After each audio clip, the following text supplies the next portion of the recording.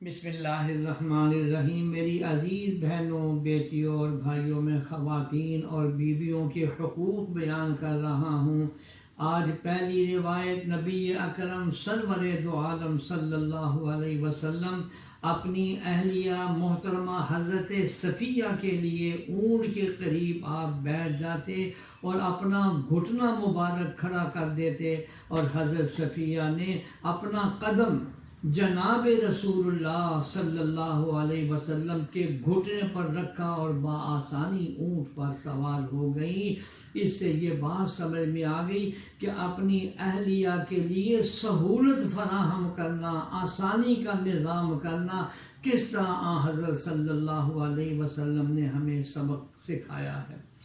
اگلی روایت میں نبی کریم سرور دو عالم صلی اللہ علیہ وسلم ایک سفر کے دوران اپنی بعض ازواج مطہرات کے پاس آئے جو اونٹوں پر سوار جا رہی تھی۔ دوران سواری ان کے ہمراہ ام سلیم بھی تھی، ایک حبشی غلام جو اونٹوں کو ہنگامے لے جا رہا تھا اور بہت ہنگائے لیا جا رہا تھا۔ حضرت صلی اللہ علیہ وسلم نے اس غلام کو مخاطب کر کے کہا، تیرا ناز ہو اے انجشا، یہ نام ہے اس کا، شیشوں سے لدے اونٹوں کو آہستہ لے کر چلو۔ یعنی یہ ازواج مطہرات شیشوں کے ساتھ تشبیہ دی گئی ہے۔ شیشہ بہت نازک ہوتا ہے، بیرونی اثرات سے متاثر ہو کر ٹوٹ جاتا ہے۔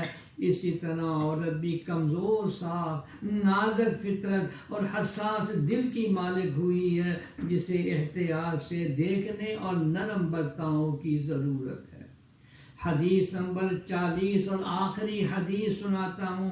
حضرت عائشہ صدیقہ رضی اللہ تعالی عنہ فرماتی ہیں کہ حضور صلی اللہ علیہ وسلم جب بھی گھر تشریف لاتے تو مسکراتے ہوئے آتے اور اپنے گھر والوں کو سلام کرتے تھے۔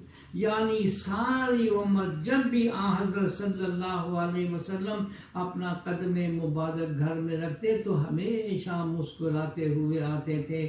اللہ جل شانہ ہمیں ان ساری سنتوں پر عمل کرنے کی توفیق عطا فرمائے، آمین یا رب العالمین۔